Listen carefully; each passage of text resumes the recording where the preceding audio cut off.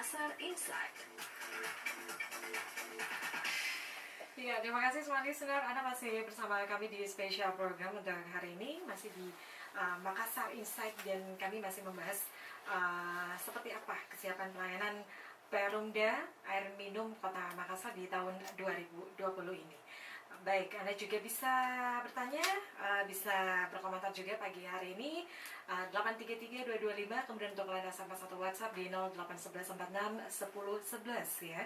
Dan masih bersama dengan Bapak Muhammad Rusli, PLT Humas Perumda Air Minum Kota Makassar. Kita lanjut lagi ya Pak Rusli. Iya. Iya, baik. Seperti yang diinformasikan tadi ya, jadi untuk kesiapan dari Perumda Air Minum Kota Makassar memasuki musim hujan saat ini, tentunya itu banyak hal yang sudah dilakukan ya. Salah satunya juga pembersihan bak-bak ya, bak-bak air. Kemudian tentunya masih banyak hal ya yang dilakukan. Bagaimana untuk proses pengolahan air bersih ini sehingga bisa dinikmati oleh pelanggan ya Pak Rusli. Tadi itu ada dua poin yang tadi sudah di-share ya. Jadi yang pertama itu mengatur aksesoris ya, dari pengatur air ya. Ya, pengatur air, kemudian mempersiapkan instalasi dengan cara membersihkan bak ya. Oke, kemudian ada hal lain yang dilakukan begitu Pak Rusli? Tentu di dalam mengantisipasi itu yang tadi disebutkan itu adalah salah satu mengatur aksesoris ya, agar terdistribusi air dengan merata, karena itu tadi pada musim kemarau kan itu ditutup semua, ditutup untuk menstabilkan karena kita berkurang ya, distribusi air itu kurang, jadi otomatis itu diatur, ditutup, ada yang dibuka, ada yang ditutup, supaya distribusi air itu bisa lebih merata. Dan pada pengaturan itu tentu ada daerah-daerah tertentu yang tidak terdistribusi air, ya, tidak terdistribusi air, karena kalau air itu, kalau pelanggan kita yang dekat dengan instalasi, tentu dia akan lebih duluan menikmati air, sehingga pelanggan-pelanggan kita yang berada pada ujung pipa itu agak sulit menikmati air pada saat distribusi air itu mengalami penurunan. Itu baik musim kemarau ataupun musim hujan seperti itu? Sebenarnya baik musim kemarau maupun musim hujan seperti itu. Cuman bedanya pada musim kemarau itu, pada musim hujan itu distribusi airnya itu banyak ya dibanding dengan kalau musim kemarau. Kalau musim kemarau kan kurang, jadi otomatis pada perjalanan air menuju ke ujung-ujung pipa itu habis di tengah jalan, dipakai sama orang-orang yang lebih dekat dengan instalasi. Ya, kasihan dong kalau semuanya mereka makanya tinggalnya ini kalau semuanya rumah mereka agak jauh ke dalam gitu kan, itu sedikit dapat airnya. Makanya ya sedikit, makanya itu diatur. Jadi yang terjauh pipanya itu yang mungkin kita tidak bisa maksimalkan pelayanan ke sana, itu kita pakaikan pengantar mobil tangki. Ya begitu. Tapi kalau semuanya yang kemarin itu kan ya, itu susah mendapatkan air bersih pada saat musim kemarau gitu. Tapi kalau sekarang nih Pak, karena hujan sekali, ya hujan walaupun tidak tiap hari gitu kan, itu gimana Pak? Untuk distribusi air bersihnya sudah kembali normal atau seperti apa untuk saat ini? Kalau mau dikatakan normal, belum terlalu normal ya, belum terlalu normal, karena ini mau dibilang udah musim hujan, enggak juga. Iya, karena panasnya berhari-hari gitu ya. Iya, jadi belum terlalu normal. Malah kami melihat di bendungan kita di Leko Pancing itu masih di bawah pelimpahan. Dia artinya masih di bawah normal. Di bendungan itu masih di berapa batasnya Pak? Kalau pelimpahan itu saya lihat di sana itu dia ada pada sekitar 4 meteran, 5 meteran, ya. Ini sekarang masih jauh di bawah, masih di sekitar 1 meteran ya tingginya, itu masih anu lah, masih sangat jauh lah begitu ya. Jadi untuk pendistribusian air bersih untuk saat ini masih terus disalurkan ke wilayah-wilayah tertentu gitu Pak? Iya, masih tetap. Jadi makanya kita sering himbau kepada masyarakat itu kalau memang merasa belum distribusi airnya belum masih ini ya, telepon, aja. lapor aja. Lapor aja. Nanti diantarkan pakai mobil tangki. Nggak usah malu-malu. Iya, dan itu gratis. Gratis. Nggak pakai bayar ya Pak ya? Nggak pakai bayar. Yang penting pelanggan ya. Yang penting pelanggan. Kemudian kalau semuanya pengen lapor gitu Pak, itu ada persyaratan khusus nggak sih? Kalau semuanya ya pendistribusian air bersih di wilayah tempat mereka tuh kurang lancar Nah, gitu jadi Pak. kalau apa ya? Atau kan memang cuma satu rumah aja atau memang harus beramai-ramai laporannya? Harus beramai-ramai. Masalahnya kalau daerah tidak dapat air itu bukan satu rumah aja yang tidak dapat air, pasti kan banyak ya, karena memang pipa kita yang tidak terisi dengan tidak terlalu maksimal terisi dengan air sehingga tidak bisa keluar dari kerannya pelanggan. Nah, pada saat itu silakan pelanggan melapor aja ke kantor wilayah atau ke kantor unit untuk diantarkan. Tapi diantarkan itu bukan sendiri-sendiri ya, harus beramai-ramai karena kita punya mobil tangki berapa Pak? Itu 4 kubik, 4.000 ya, 4.000 liter isinya. 4.000 liter. Jadi kalau tidak mungkin kalau masyarakat itu mungkin punya penampungan paling tinggi sampai 1 kubik saja. 1 kubik, ya. iya. Terus 3 kubiknya mau kemana kan? Iya. Itu untuk itu satu armada 40.000 4.000 liter. 4.000 liter Iya. ya. Terus untuk armada yang tersedia sekarang berapa Pak? Kalau distribusi air bersih. kalau PDM sekarang itu yang mobile itu ada sekitar 8 sampai 10 mobil. Dan itu melayani dari pagi biasa saya lihat sampai tengah malam. Jadi kalau semuanya masyarakat nih yang ingin mendapatkan pelayanan air bersih di wilayahnya, karena ini kan sekarang belum normal gitu ya, seperti diinformasikan oleh Pak Rusli, itu bisa melapor ya, bisa langsung untuk call centernya ada tidak Pak Rusli? Kalau itu langsung ke 112 atau gimana Pak? Enggak, kalau untuk air bersih. Kalau kita bisa melapor di WA PDAM ya, Iya. di WA PDAM. Bisa itu, disebutkan ya, nomornya 0811 5249 888. Bisa diulang lagi Pak Rus ya. 081 ya, 5249 5249 888. 888. Atau langsung ke 0411 87673 kali.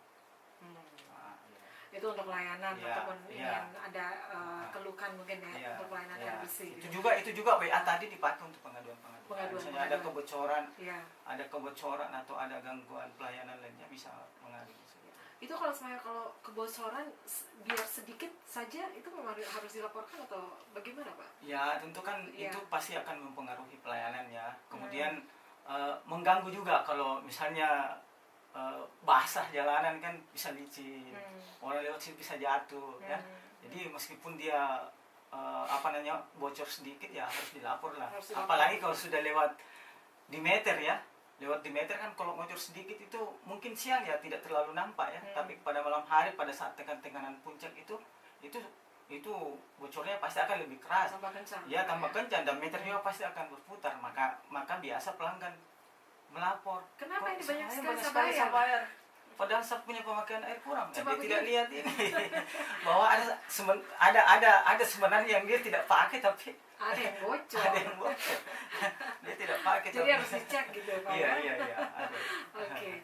Kemudian Pak, kalau saya melapor gitu, itu berapa hari langsung direspon oleh Perumda Pak? Sebenarnya kalau lapor itu langsung ya, langsung. Kita tidak lanjuti pada hari itu. Itu tergantung dari banyaknya laporan yang masuk biasa. Masyarakat harus bersurat dulu atau langsung aja kalau langsung aja melapor di WA itu, langsung kita tindak lanjuti. Cuma kan begini, masyarakat biasa kita melapor hari ini, petugas teknik belum sampai ke sana karena memang antri kan. Iya. Dalam satu hari itu bukan. Berapa satu hari itu berapa Pak keluhan? Woi banyak ya. Satu hari itu bisa ratusan. Jadi misalnya kita mau menggali wilayah Pak ya, misalnya. Iya. Jadi misalnya kalau misalnya satu pengaduan terus tenaga teknis turun untuk mencari kebocoran itu kan harus digali. Kita tidak sama PLN kan kabelnya melayang. Dia langsung bisa lihat, langsung bisa dikerja. Kalau kita? Ya kalau kita harus gali dulu. Digali dulu belum tentu dia dapat bocornya, Bu. Oh. Iya belum tentu. Air naik di situ belum tentu dibawa bocornya. itu masih biasa harus ditelusuri. Saya lama di teknik, Bu. Jadi saya ngerti menyangkut hal itu. Saya sekitar 4 tahun saya di kantor wilayah itu. Iya. Pak, akar pohon itu bisa jadi penyumbat air juga? Ya. Bisa kalau itu terjadi biasanya. Di Tanjung kemarin seperti itu, Iya, kompleks perumahan saya. Jadi akar itu utamanya Trambesia. Iya. Trambes itu paling cepat berkembang di dalam pipa ya. Dan itu meskipun pipa kita itu bocornya mungkin hanya sampai selubang mata pena, itu akar masuk bisa menutup kita punya pipa di dalam. Karena dia di dalam itu akar itu akan berkembang. Dia sampai dia membesar sampai dia padat seperti rambut ya, seperti rambut di dalam pipa itu. Seperti rambut. Jadi itu yang menghambat itu air. Gitu. Oke. Itu kemarin sempat ya, itu terjadi di kompleks saya seperti itu, Pak. Itu banyak keluhan masyarakat katanya. Ya itu, dan itu biasanya kalau terjadi begitu itu sulit. Kenapa, Pak? Sulit. Sulitnya karena kan kita harus telusuri pipa. Ini sepertinya tiap tahun terus berulang seperti itu, Pak. Kalau suami dari musim kemarau terus masuk di musim penghujan, untuk musim kemarau itu kami susah mendapatkan air bersih. Itu kenapa sulit, Pak? Kalau suaminya ada kasus seperti itu yang akar pohon yang menutupi saluran. Iya. Sebenarnya kalau akar pohon itu bukan hanya, malah dia lebih berkembang kalau airnya bagus. Oh, iya. Jadi tumbuh. Iya, dia berkembang di dalam pipa. Justru dia senang kalau airnya full ya, dibanding dengan air yang tidak terlalu banyak dalam pipa. Apalagi kalau kita punya air ini kan mengalir terus kan, mengalir. Jadi akar-akar itu juga dia tumbuh subur dan memanjang juga seperti air dia ikut di situ. Iya. Jadi kalau semuanya ada kasus seperti ini, bagaimana dari Perumda, Pak? Itu kalau ada kasus seperti itu, teman-teman teknik di lapangan biasanya dia lakukan test pit pipa. Jadi test pit ya. Jadi itu kita tes itu pipa di mana dapat air, di mana tidak dapat air. Kemudian kita lokalisir lokasinya. Nah, setelah kita test pit misalnya di sebelah kiri misalnya dapat air, sebelah kanan tidak dapat air, maka antara sebelah kiri dan sebelah kanan itulah yang kita lokalisir. Itulah yang kita gali. Kita gali. Kemudian dari setiap lubang itu kita tetap test pit. Test pit itu kita memasang alat di situ, kemudian pipa itu kita bocor. Kita lihat situ tekanan air. Kita lihat tekanan air. Kalau masih kencang berarti kita maju lagi. Ya, bikin lagi lubang lain. Sampai kita dapat di mana tidak dapat air, maka di situlah yang kita ini. Tapi yang jelas tadi untuk akar pohonnya itu harus dipotong dulu, dibersihkan dulu, Pak ya. Nanti kita dapat. Setelah didapat akarnya, itu dengan sendirinya langsung didapat begitu, Pak. Itu tadi yang dilakukan. Kita harus telusuri dulu itu pipa. Jadi kita harus banyak melakukan test pit pipa sampai kita bisa dapat di mana akar permasalahan ini, sampai air tidak mengalir. Begitu. Jadi memang itu kalau itu memang agak susah, Pak. Agak susah ya. Itu butuh waktu berapa hari, Pak, kalau supaya kasus seperti itu, Pak? Itu banyak kita dapatkan? Ada beberapa, bukan banyak, tapi ada beberapa. Jadi seperti yang Ibu katakan tadi itu di Tanjung ya, di Tanjung. Di Tanjung saya sendiri yang kerjakan di sana dulu itu. Oh ya. Iya. Itu pas di belokan pipa. Kebetulan ada sedikit pipa retak di situ. Ya mungkin juga retaknya itu karena di akar yang mengangkat. Oh iya. Ya, jadi dia terangkat dengan akar karena mungkin pada saat dipasang ini pipa belum ada pohon ya. Setelah terpasang beberapa tahun terus ditanam pohon, itu yang berkembang ini. Berkembang ini pohon. Itulah yang mengangkat kita punya pipa sehingga dia retak. Retak, situlah akar masuk. Situlah akar masuk dan berkembang di dalam. Akhirnya menutup pipa sehingga air tidak bisa mengalir. Itu sempat ya jadi perbincangan kemarin itu, Pak. Sampai-sampai kami juga sudah bersurat begitu ya. Jadi mohon ditindaklanjuti ya. Tapi alhamdulillah ya. Ini langsung dari teman-teman dari Perumda ini langsung turun tangan ya. Oke, kita break dulu untuk sesaat ya. Dan untuk Anda sekali lagi sebagai listener, Anda yang ingin bertanya sekali lagi, mungkin Anda juga mempunyai komentar ya untuk layanan air bersih oleh Perumda Air Minum Kota Makassar. Ya silakan, Anda bisa langsung aja nelfon di 833-225, kemudian telepon SMS atau WhatsApp di 0811461011 ya.